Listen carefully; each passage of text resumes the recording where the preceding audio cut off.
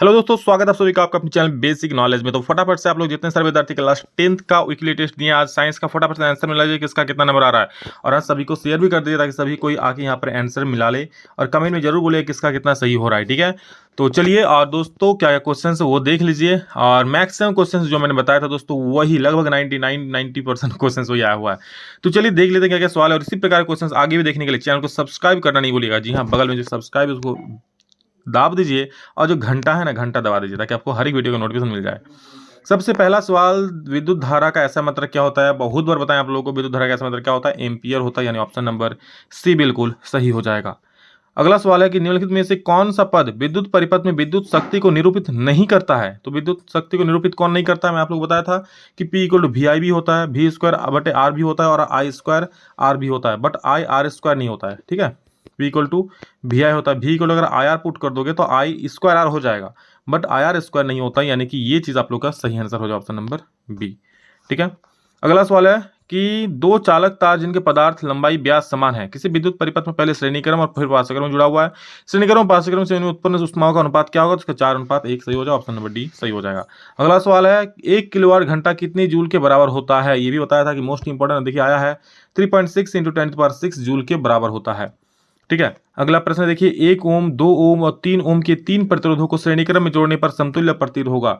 तो श्रेणीक्रम में जोड़ दोगे, सीधा सीधा जोड़ दो सबको, 1 2 और 3, 3 तो 5 और 1 ओम प्लस 2 ओम 3 ओम, 3 ओम 6 ओम हो जाएगा, यानी ऑप्शन नंबर डी आपका सही हो जाएगा। ठीक है, चलिए अगला प्रश्न देखिए क्या बोल रहा है, किसी चालक का प्रतिरोध किन कारकों पर निर्भर करता है। तो मैंने बताया था कि वो चालक तार की लंबाई पर भी डिपेंड करता है, अनुप्रस्थ काट के क्षेत्रफल पर डिपेंड करता है, और पदार्थ की प्रकृति पर भी डिपेंड करता है। कल ही मैंने बताया था आप लोग को, तो ये उपरोक्त सही इसका बिल्कुल सही उत्तर हो जाएगा।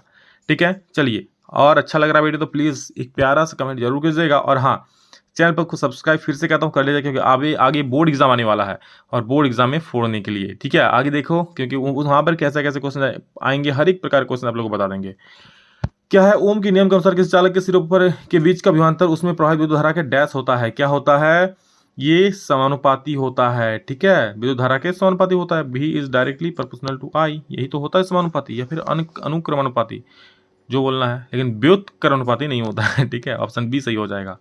द ऐसा यूनिट ऑफ रेजिस्टेंस, प्रतिरोध का ऐसा मतलब क्या होता है, तो ओम होता है, इसको ओम ऐसे डिनोट करते हैं। ठीक, नेक्स्ट सवाल, अगला सवाल है किसी चालक के दो सिरों के बीच का विभवांतर डैश में व्यक्त किया जाता है। किसी चालक के दो सिरों के बीच का विभवांतर जो होगा, ठीक है, किस में व्यक्त किया जाता है, विभवांतर वोल्ट में। विभवांतर को किस में लिखते हो, वोल्टेज को किस में लिखते हो, वोल्ट में ना, कि चलो 6 वोल्ट है, 5 वोल्ट है, 10 वोल्ट है, 20 वोल्ट है, 220 वोल्ट है, सब भी में ही लिखते हो, तो भी से वोल्ट हो जाएगा। अगला ऑब्जेक्टिव में लास्ट क्वेश्चन है, किसी चालक से प्रवाहित होने वाली विद्युत धारा को किस यंत्र की सहायता से मापा जाता है। तो ये आप लोगों का आमीटर हो जाएगा, बिल्कुल सही उत्तर। बहुत आसान सवाल था जो मैंने बताया था, लगभग वही सारे सवाल पूछे गए थे। ओम्स लॉ का नियम लिखे, ये भी बताए थे। ओम का नियम कि नियत ताप पर चालक के सिरों में प्रवाहित विद्युत धारा उन सिरों के बीच का विभवांतर प्रवाहित विद्युत धारा के समानुपाती होता है, कल ही बता दिया था। प्रतिरोध किसे कहते हैं, प्रतिरोध का ऐसा मतलब क्या होता है, ये भी बता दिए थे। ये आपका सिंपल सवाल है, V equal to I P equal to V I आप लोगों को फॉर्मूला बता ही दिए, तो वही वाला यूज करना है।